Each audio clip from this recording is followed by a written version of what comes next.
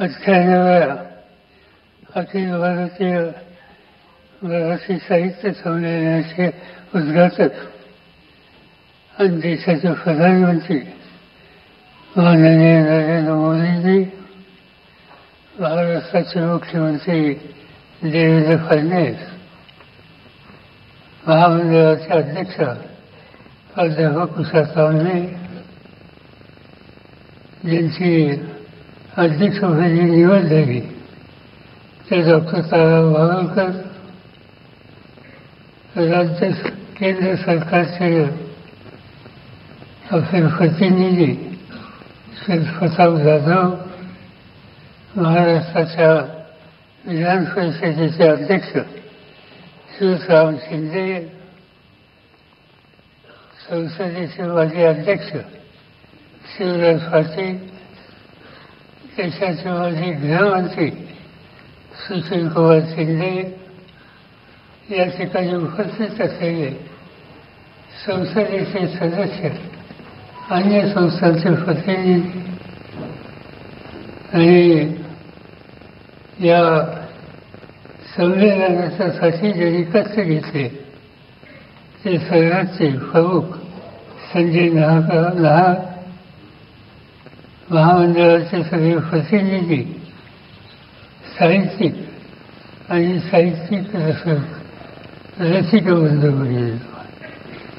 आज मराठी सारस्वतांची दिंडी दिल्ली राहिली आणि याचा मला मनापासूनचा आनंद आहे. मराठी माणूस केवळ नर्मदा पार महाराष्ट्रच नाही तर आपल्या पराक्रमाचा झेंडा फार फडकवणारा मराठी माणूस. तो दिल्लीमध्ये दिसतो, हरियाणामध्ये दिसतो, इंदोरमध्ये दिसतो, ग्वालियरमध्ये दिसतो, गुजरातमधल्या अनेक शहरांमधून दिसत असतो. नोकरी कामाच्या निमित्तानं काही लोक देशाच्या कानाकोपऱ्यामध्ये दिसतात. भीमसेनीच्या तत्वाने जसं यमुनेचं पाणी टाकलं त्याप्रमाणे मराठी साहित्याचा अमृत अनुभव घेण्यासाठी आज पुन्हा एकदा आपण यमुनेच्या तीरावर जमलो याचा मला मनापासूनचा आनंद आहे. अखिल भारतीय मराठी साहित्य संमेलन देशाच्या राजधानीमध्ये दुसऱ्यांदा होते आणि विशेषतः या सारस्वताच्या महामेळाव्याला देशाचे प्रधानमंत्री नरेंद्र मोदी हजर राहिले याचा मला मनापासूनचा आनंद आहे. आजचे साहित्य संमेलन मराठी भाषिकांच्या दृष्टीनं आनंददायी घटनेच्या पार्श्वभूमीवर संपन्न होत आहे. महाराष्ट्र शासन, महाराष्ट्राचे साहित्यिक, रसिक या सगळ्यांनी एका गोष्टीचा पाठपुरावा केला आणि तो म्हणजे मराठी भाषेला अभिजात भाषेचा दर्जा मिळावा आणि हा दर्जा मिळवून देण्यासाठी माननीय नरेंद्र मोदींनी जी भूमिका बजावली त्याबद्दल समस्त मराठी जनतेच्या वतीनं मी त्यांच्याबद्दलची कृतज्ञता या ठिकाणी व्यक्त करतो.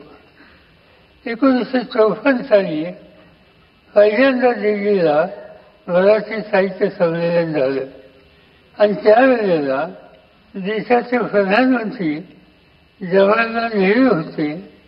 त्यांनी त्याचं उद्घाटन केलं होतं आणि ते संमेलन यशस्वी करण्याच्यासाठी त्या काळाचे महाराष्ट्राचे ज्येष्ठ नेते, स्वातंत्र्य सैनिक आणि केंद्र सरकारचे प्रतिनिधी काकासाहेब गाडगीळ यांचं फार मोठं योगदान होतं. त्याचं स्मरण करणं मी माझं कर्तव्य समजतो.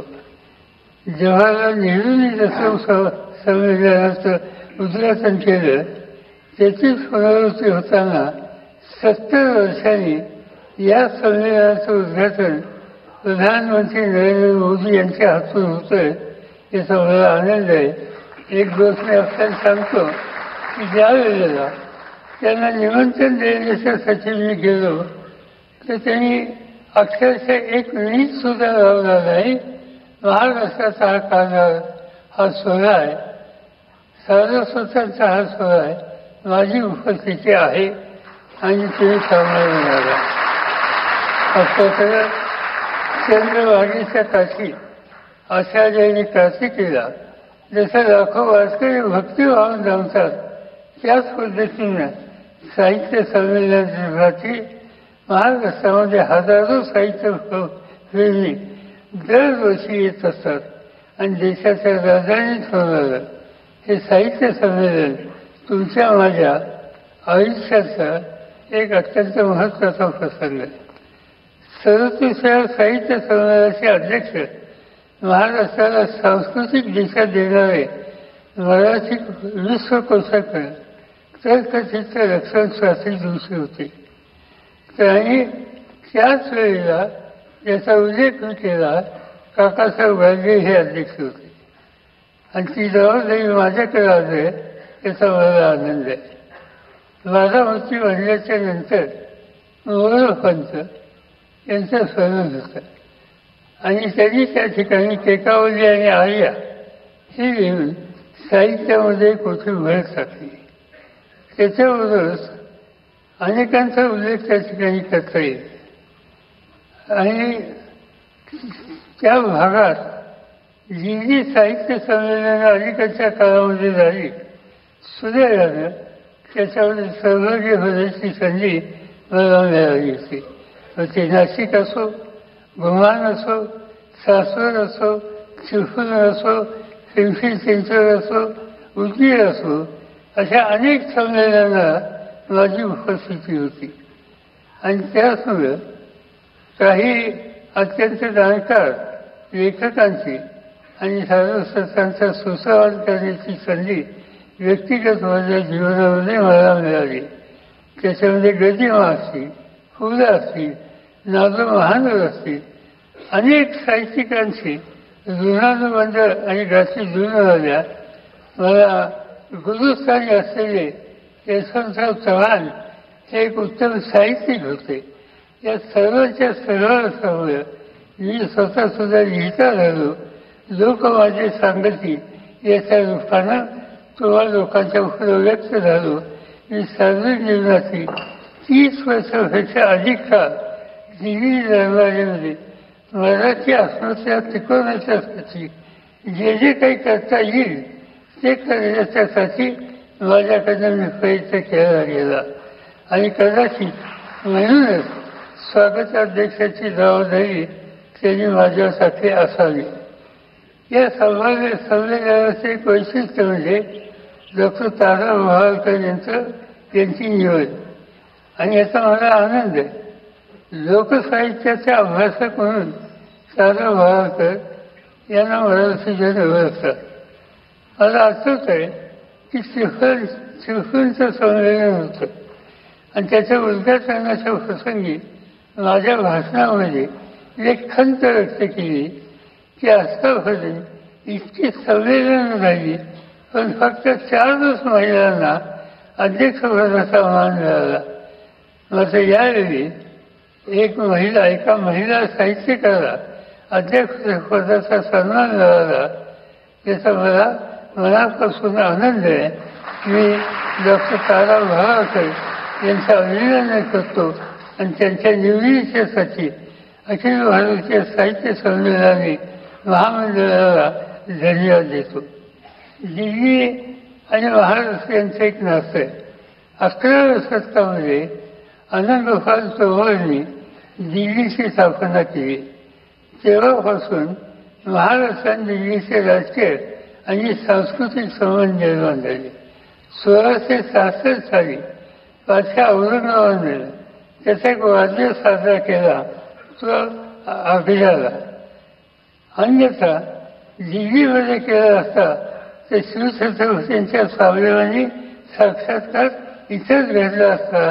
पण त्या घटनेपासून प्रेरणा घेऊन मराठीशाहीने आपला झेंडा हा अतिशय फार फडकवला. याचा मराठी भाषिकांना साथ मिळाले. देशाचे एक प्रधानमंत्री होते चौधरी चरण सिंग आणि ते मला नेहमी सांगायचे विचारच्या नंतर तुम्ही लोकांनी एक गोष्ट काही ठीक केली नाही. विचारलं काय ठीक केलं म्हणजे मराठी आले दिल्लीपर्यंत पोहोचले, दिल्ली घेतली आणि दिल्लीवर ताबा कायमचा आपल्या हातात ठेवण्याच्या ऐवजी पानिपतला गेले. जाण्याची काही आवश्यकता नव्हती. तर वेगळा इतिहास घडला असता. पण झालं ते झालं. तो इतिहास हा आपण काही विसरू शकत नाही. आज मराठी लेखणीनं साहित्याच्या क्षेत्रामध्ये प्रचंड योगदान दिलं आणि त्याची नोंद देश पातळीवर सुद्धा घेतली आहे. वि. स. खांडेकर, कुसुमाग्रज, विंदा करंदीकर, भारतीय देवाडे या सर्व मराठी लेखकांना आजपर्यंत ज्ञानपीठ पुरस्कारानं सन्मानित केले गेले आणि त्याद्वारे मराठी भाषेची पताका ही देशभरात फडकत राहिली. विजय तेंडुलकरांनी कुणाचाही मुलाहिरा न ठेवता लेखन केलं. घाशीराम कोसळ असो, सखाराम भांडेर असो, त्यांच्या नाटकामुळं काही वेळी त्यांना रोषाला सुद्धा जावं लागलं, पण ते आपल्या भूमिकेत बसून हातली नाही. नामदेव दसाळ, कवी यशवंत मनोहर, नारायण सुर्वे यांच्यासारख्या कवींनी सर्वसामान्यांचा विचार हा सातत्याने मांडला. अण्णाभाऊ साठे यांनी गाव कुसावरचं उपेक्षितांचं जगणं मराठी साहित्यात आणलं. त्यांचा साहित्याचा डंका हा रशियापर्यंत पोचला याचा आनंद आपल्या सगळ्यांना आहे. या साहित्याच्या क्षेत्रामध्ये अनेक भगिनींनी सुद्धा फार मोठी भर घातली आणि ती नुसती संख्यात्मक नाही तर गुणात्मक सुद्धा आहे. महानुभाव पंथातील महात्मा मुक्ताबाई, जनाबाई, कान्होपात्रा यांनी मराठी साहित्य समृद्ध केले.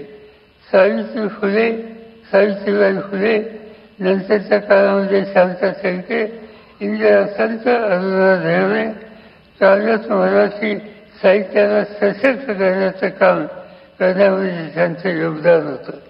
आणि मराठी साहित्य संमेलनाच्या अध्यक्षपद स्त्रियांना अधिकाधिक मिळाले तर माझी खात्री आहे की ही परंपरा अधिक मजबूत झाल्याशिवाय राहणार.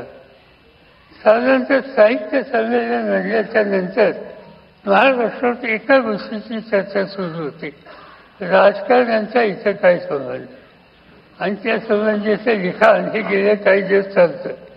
यंदा काही अजून झाले नाही, काही झालं मला माहिती नाही, मी बारकाईने बघतोय, पण कुणी याच्या हल्ली लिहिला. खरं म्हणजे तर राजकीय नेते आणि संमेलन यांचाही काही संबंध आहे. माझं स्वच्छ मत आहे की राजकीय नेत्यांनी संमेलन मंचावर यावर काही येऊ नये. या संबंधीचा वाद दरवर्षी कशाला करायचा. राजकारण आणि साहित्य यांच्यातील परस्पर प्रवाह हा दुसराच आहे. बाळ गंगाधर टिळक, पंडित जवाहरलाल नेहरू, अटल बिहारी वाजपेयी, यशवंतराव चव्हाण अशांची नावं घेता येतील की त्यांनी या सगळ्या क्षेत्राला प्रतिष्ठा दिली. कलेला राजाचे लावलं नाही तर राजांनी साहित्यकारात जोपासली. बुधभूषणकार छत्रपती संभाजी महाराज हे त्याचं उलटं उदाहरण. एकूणच राजकारण आणि साहित्याची फारकत होऊ शकत नाही, ते परस्परांना पूरक होऊ शकतं. महाराष्ट्रात साहित्य प्रांतातून राजकीय आखाड्यात उतरलेले आचार्य प्रल्हाद केशव विरोधी पक्षाचे प्रबळ नेते म्हणून आजही त्यांचा अभिमान असलेला आहे. निसर्ग कवी नाजो महानव विधिमंडळात आली. भाष्य कविता लिहिणारे रामदास कुसुमे विधान परिषदेचे सभासद झाले. उस्मानाबाद लेक्चर माने हे आले तर त्याची तक्रार विधिमंडळात कोणी केली नाही.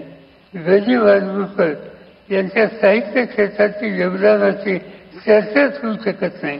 त्यांनी लिहिलेले गीत रामायण आजही मराठी माणसाच्या ओठावर आहे. अयोध्यातील राम मंदिराच्या उभारणीच्या काळात सुद्धा महाराष्ट्रामध्ये सगळीकडे ऐकू येत होतं की गदिमांनी लिहिलेलं गीत रामायण, आणि त्यामुळं या वादावर एकदा पडदा पडेल अशा प्रकारची अपेक्षा आपण या ठिकाणी करू इच्छितो. वाचन संस्कृती वाढवली पाहिजे. पूर्वी पुस्तकासाठी ग्रंथालयावर अवलंबून राहावं लागेल. आज साधनं वाढली, परंतु आता वाचनाला अनेक पर्याय आले. दूरचित्रवाणी आली, मनोरंजनाच्या वाहिन्या आल्या, वृत्तवाहिन्या आल्या, स्मार्टफोन आले. असे ते पुस्तकं मोठ्या प्रमाणावर छापली जातात. गेले 2 दिवस महाराष्ट्राच्या वर्तमानपत्रामध्ये किती टन पुस्तकं दिल्लीमध्ये आली या संबंधीचं सविस्तर वृत्त हे येतं, आणि हे येतं द्योतक आहे. पुस्तकं हल्ली छापली जातात आणि ती खपली जातात. गावोगाव ग्रंथ प्रदर्शनं भरवली जातात. त्या माध्यमातून लोकांच्यापर्यंत पुस्तकाची होत, तरीसुद्धा नव्या पिढीला पुस्तकाची बांधून कसं ठेवता येईल याची काळजी घेण्याची गरज आहे. काळ झपाट्याने बदलतोय. सध्या समाजाच्या एकात्मतेची लीन त्यामुळे उसवत चालल्याचं चित्र दिसतंय. समाज अत्यंत कठीण आणि नाजूक स्थितीतून जातोय, आणि त्याच्यामध्ये साहित्यिकांची जबाबदारी वाढली.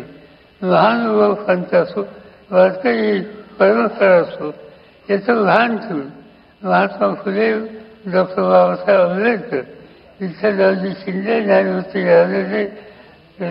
कर्वे, आंबेडकर वगैरे सुधाकरांच्या वाचेनं समाजाला नेण्याचा प्रयत्न केला पाहिजे.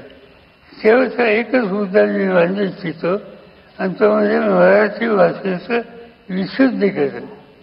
काळाच्या ओघात भाषेवर वेगवेगळे संस्कार होतात, परंतु या प्रक्रियेत असे दिसून आले की काही चांगल्या शब्दावर वाईट संस्कार होतात.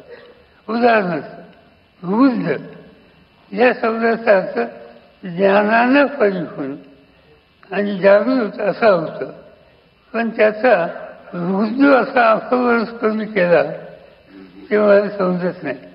पण बुद्ध असा अदानी किंवा कमी बुद्धीचा अर्थ रूढ झाला याचं मला वाईट असतं. मराठी साहित्यात असे शब्द जे असतील ते बाजूला केले पाहिजेत, ते नामशेष व्हायला पाहिजेत. प्रस्तुत महिला साहित्य संमेलनात अनेक वैशिष्ट्यपूर्ण परिसंवाद, कवी संमेलन, परिचर्चा या आयोजित केलेल्या आहेत. साहित्य रसिकांनी या साहित्य मेजवानीचा आस्वाद घ्यावा, त्यासाठी अखिल भारतीय मराठी साहित्य महामंडळाच्या अध्यक्षा प्राध्यापक उषा तांबे, पदाधिकारी, सरहद संस्थेचे संजय लहान आणि त्यांचे सगळे सहकारी या सगळ्यांनी कष्ट घेतले. यमुनाची होणाऱ्या या सारस्वताच्या सोहळ्याच्या यशस्वीसाठी त्यांना मी मनपूर्वक शुभेच्छा देतो. मी उपस्थित साहित्याचे अभ्यासक, रसिक या सगळ्यांचं मनापासून स्वागत करतो, आणि संमेलनाची शोभा वाढवण्यासाठी आवर्जून उपस्थित असलेले प्रधानमंत्री नरेंद्र मोदी यांचे, त्यांच्या सहकाऱ्यांचे, मुख्यमंत्र्यांचे आणि मान्यवरांचे मी अंतःकरणापासून आभार मानतो आणि आपल्या सगळ्यांची रजा घेतो. जय हिंद, जय महाराष्ट्र.